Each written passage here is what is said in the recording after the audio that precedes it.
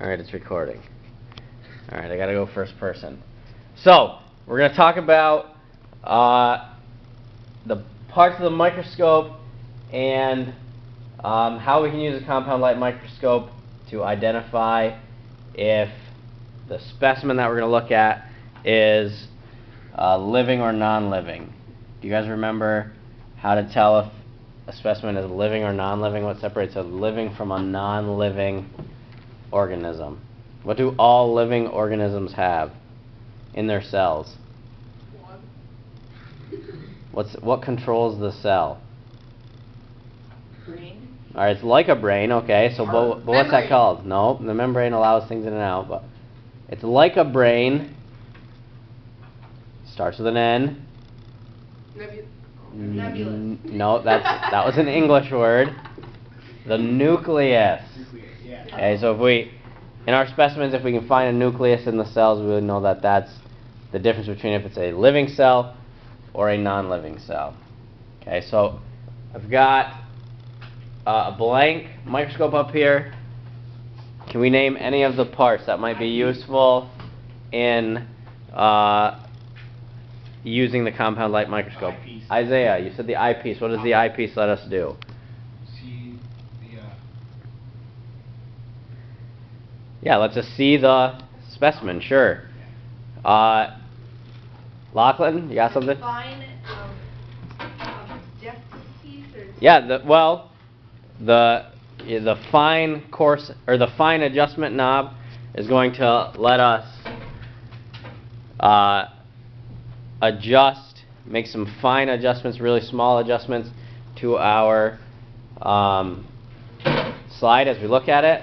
And so if we have the fine adjustment knob, the one that we're going to use first, this bigger one, Ian, do you remember by chance? the arm? No, I don't know. Low That's power alright. objective? Well, so the low power objective, that's another piece, yep, that we're going to use to observe our specimen. What I was looking for, the coarse objective knob, that's going to move the slide up and down in big increments so we can start. So first, a video, quick little video about microscopes. Hopefully this will bring back some knowledge here. My video is timed out. Great.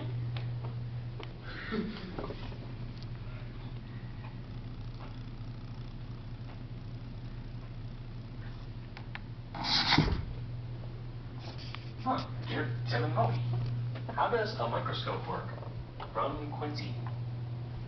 Well, there are lots of different kinds of microscopes. The most common are light or optical microscopes, like this one. It uses visible light and one or more lenses to magnify very small objects. A lens is a piece of glass or other transparent substance that's curved to bend light. Depending on how it's made, a lens can make objects appear bigger or smaller. Light microscopes magnify small objects with a combination of convex lenses which curve outwards and concave lenses which curve inwards. It all starts with a light source.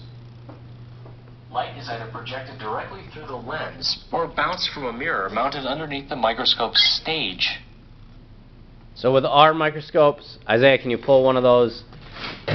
Are they going to be, are we using a mirror or are we going to have a power source? Power source, okay.